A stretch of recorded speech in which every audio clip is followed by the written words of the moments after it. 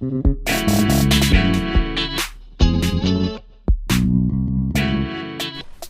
and welcome back to another episode of BRF Shorts On Us. Our word for this episode is dude. Very simple, very sweet, very current. Good choice, bro. Thanks, yeah.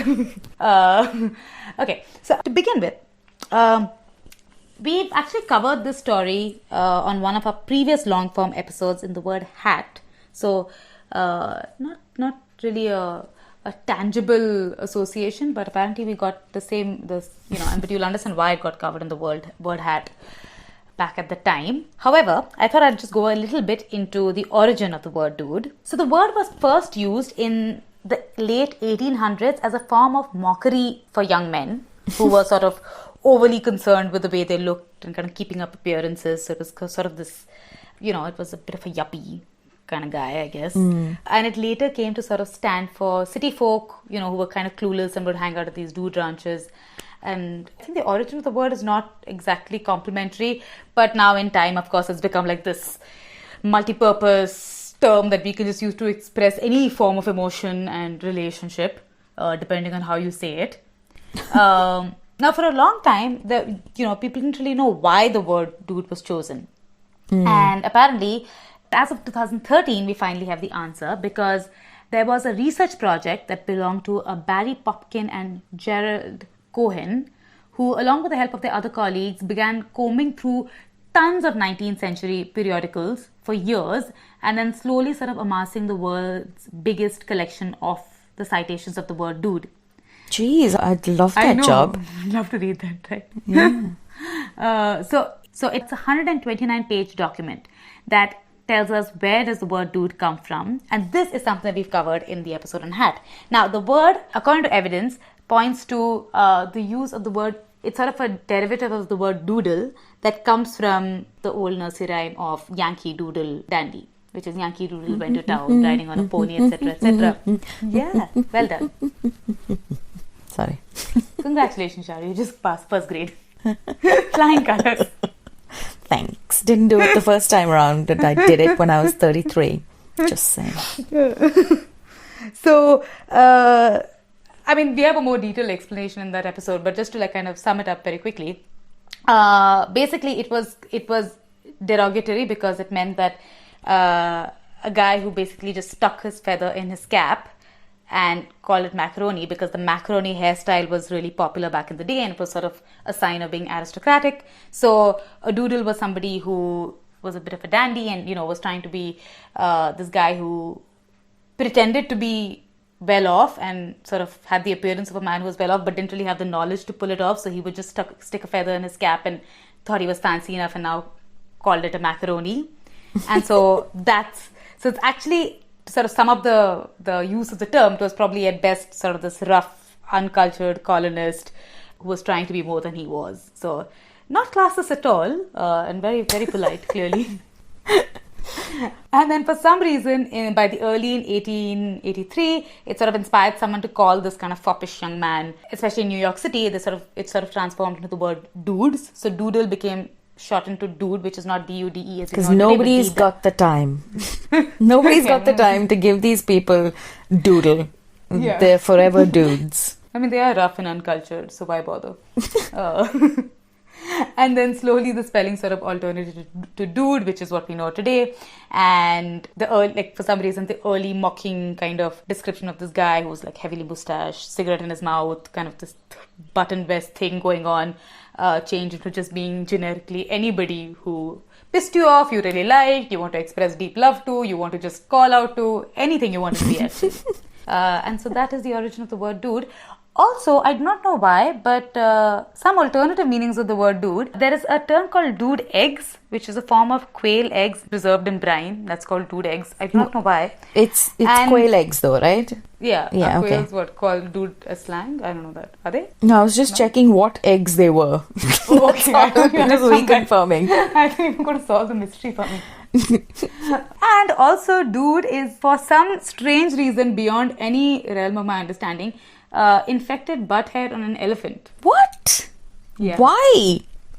Yeah, that's what I said, out of the realm of my understanding. But if someone knows, please tell me. I really tried hard to search for this, but Like, honestly, third page Google, guys. Yeah, your browser history is going to be interesting.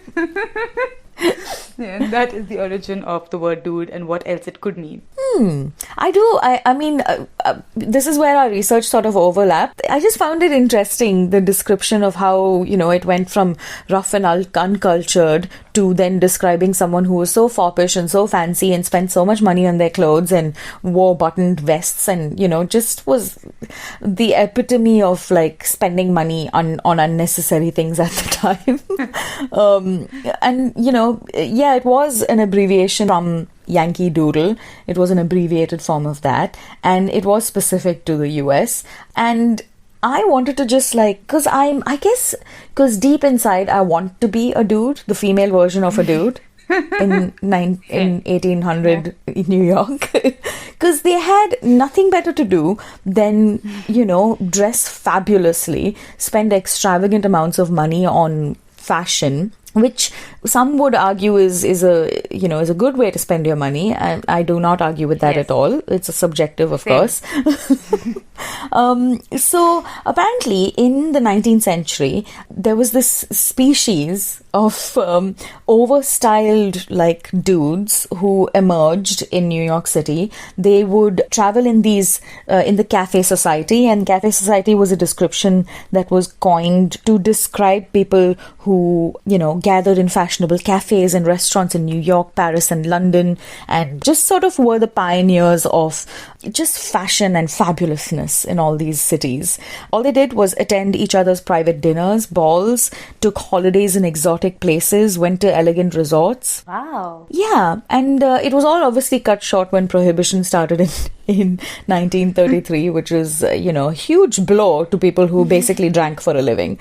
But I wanted to talk about one particular fop, or one particular dude, or one particular glamour boy, or bright young thing. As you can see, I've researched. Very complimentary towards him. Yeah, they're all synonyms. These words are all synonyms for dude, including man about tongue, not tongue. I'm assuming that was also one of their talents, but man about town is what I meant. A rake, a boulevardier, a petit maître, a swell, a toff, and of course a dude. So all of these words describe this particular person to the T. His name was Evander Berry Wall. Now, he was as interesting as his name was. He was born into wealth.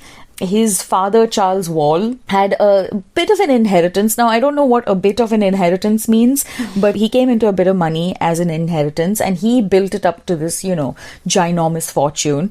And Evander's mother also came from money. She was an heiress of some sort. So basically, he grew up wanting for absolutely nothing. By the age of 2, he had inherited $2 million in 1860. Around 1860. And right now, that's worth $65 million at the age of 2. So yeah, that's a rich baby. Huh? Super, super rich. Grew up wanting for absolutely nothing. Now, when his father died, he was left with around $1 million just to him, because he did have siblings as well. With this fortune, he launched himself into the glitterati of New York. Basically, was charming, dressed really well. All his clothes and his ties and hat pins and all these other things, they numbered in the thousands. He, in 1883, was crowned by a journalist the King of Dudes. At the time, the word, as you said earlier, was a bit mocking. It wasn't really the best, most positive thing to say about someone. It was used for someone obsessed with clothing, etc. But at first he was outraged by this, and then in clearly Evander fashion, as you will find out if you read more about this guy, he took it upon himself to adopt it as his rightful title. So he became the King of Dudes. Yeah, he was the King of Dudes. Now, he was, some of the things that he was known for doing was introducing the tuxedo into New York City fashion, actually America in general. So at the time, the Prince of Wales in the UK had started to not wear tails, like coats with tails, which was just the right thing to do for a gentleman at the time. So he had cut off the tails, and a friend of Evander's sent him this cut off version of just like a dinner jacket, which is what we're used to these days. So he wore it to a ball to such furor and caused like such a scene that he was actually kicked out. Oh, wow. So now, another thing that cemented his reputation and his popularity in the country was that he was friends with a society journalist called Blakey Hall at the time. And Hall used Evander as a recurring feature for his weekly column. And so he just basically reported on the latest outfits and what he was doing, what he was up to, and all the extravagances that he was going through. And obviously, like how people today are obsessed with the British royal family or and Angelina, I can't even think of celebrities, honestly. Angelina Jolie, let's say, fine. So people are obsessed with it now. So what do you think in 1883, without any television or anything like that, or the internet to entertain yourself, you were just like obsessed with learning about Evander and what he's been up to this week. And so he then became pitted against another journalist's featured fop called Robert Hilliard, and he was known as Handsome Bob. And so Handsome Bob and Evander Wall were pitted against each other, and it was like the Battle of the Dudes. And I'm not joking. Wow. That's what it was called. It was called the Battle of the Dudes. So he's basically an early it girl. Yeah. But a guy. It guy, yeah. It dude. It girl, but dude. And so they then began to fight over this title of King of the Dudes. And they did things like, try and wear like the cutting edge of fashion. Hilliard even introduced like Highland garb to New York elite and like complete with kilt. Wow. So Evander Berry Wall, in his 40s, had to declare bankruptcy because he, by 1899, had gone through most of his fortune. He was sort of not at best terms with his family either. His sister Louise left him out of her will. And then he, like most bankrupt people, he moved to Paris and lived there. And then moved to Spain for a little while during the First World War, but then moved back to Paris, and that's where he passed away eventually at the ripe old age of 79. So, wow, not bad. Yeah, he lived a pretty great life, one would say. Yeah. One could to be say. fair, thigh-high boots are expensive. I'm not surprised he went bankrupt. Yeah, especially because he probably owned 100 pairs. So I thought we could learn from Evander's lesson. Yeah. Get a lot of money, spend a lot of money, die. And just be all right, like all round fabulous. Mm. From, this is the early dude, and then I'm sort of coming to like dudes as we know them today again. I came across this really amazing religion in my research. That just like, it's a religion called Dudism. Mm-hmm. And it sounds like I'm making a joke, but I swear to God, I really am not. So apparently, it's the stated primary objective of Dudism is to promote a modern form of Chinese Taoism, but it's presented in the style that's personified by the main character in The Big Lebowski, of the character of Jeffrey the Dude Lebowski. So he is, I don't really think Dudism has a god, but I think my understanding of it is safe to say that Jeffrey Lebowski is possibly the god of Dudism. Apparently March 6th each year is the annual sacred holy high day of Dudism, and it's celebrated as the Day of the Dude. So if next year, please do celebrate. Anybody who wishes to, I shall be. The religion was founded in 2005 by Oliver Benjamin, who was a journalist based in Thailand at the time. Dudism's official organizational name is the Church of the Latter-day Dude, and an estimated 450,000 priests have been ordained worldwide as of May 2017, and marriages have been legally officiated by Dudist clergy in some US states. So, mock religion, I think not. It primarily makes use of iconography and narrative from the Big Lebowski, and adherents believe that Dudist worldview has existed since the beginning of civilization, primarily to correct societal tendencies towards aggression or excess. In people that they list as early Dudists, even though they didn't know it, is Epicurus, the philosopher, Buddha, and Jesus. So they say that these are the examples of great dudes in history. And then more recently, sort of they refer to like, writers such as Ralph Waldo Emerson and Walt Whitman, and philosophers such as Kurt Vonnegut and they are all dudes. Such as Mark Twain. Yeah, all of these are dudes.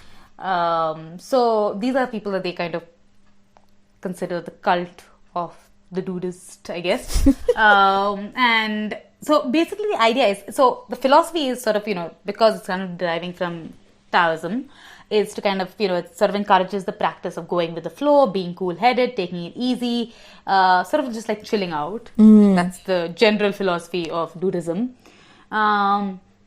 And it also aims to assuage feelings of inadequacy that arise in societies that place a heavy emphasis on achievement and personal fortune.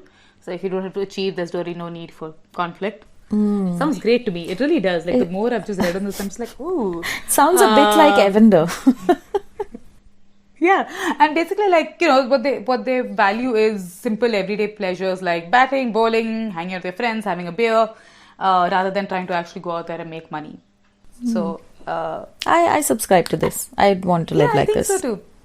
And they have a bunch of official publications. They have an official newsletter called the Dudes Paper, which launched in the fall of 2008. The Dudist holy book is called the Tao Dude Ching, which went online in July 2009. And and then in 2016, the Dude De Ching was completely rewritten by Oliver Benjamin, featuring a new translation and essays interpreting each verse. So I'm always amazed by the amount of effort and time people put into these things, especially when we did the episode on Pastafarianism. It reminds me of that, where you just, come up with a religion, come up with texts associated with it. I can't find myself... I can't even finish an article I started like a week ago, leave alone write an entire religious text. Yeah, and it clearly takes some like motivation. So for someone who claims to be a dude who wants to like live life, this is like, true, chilling out and not achieving things. The founders of it are clearly not living by the values. They're achievists. Kick them out of the dudists. And so those are they have a bunch of, they also have a book, a self-help book called the Abide Guide, which basically employs life lessons from the Big Lebowski and tells dudes how to live their lives. And at some point at a promotional event, Jeff Bridges was asked, who's the actor who plays the dude in the Big Lebowski, was asked, do you think the dude would think of dudism? And he replied, I think he'd be flabbergasted, but he would totally dig it. And I totally dig it. I love it. So that's it for you. If you are, I'm sure there's a way online to join them if that's the religion that you now choose to subscribe to. And if not, on the 6th of March, you can always just celebrate the day as an outsider. And tell us what kind of dude you are. Are you a Jeffrey Lebowski kind of dude? Or are you an Evander Wall kind of dude? Okay, and I think that's the end of the episode. We will see you guys soon. Please follow our Instagram. We're at Barely Research Facts. And get in touch with us. Comment, like, subscribe, share. Okay, we'll see you next time. See you guys.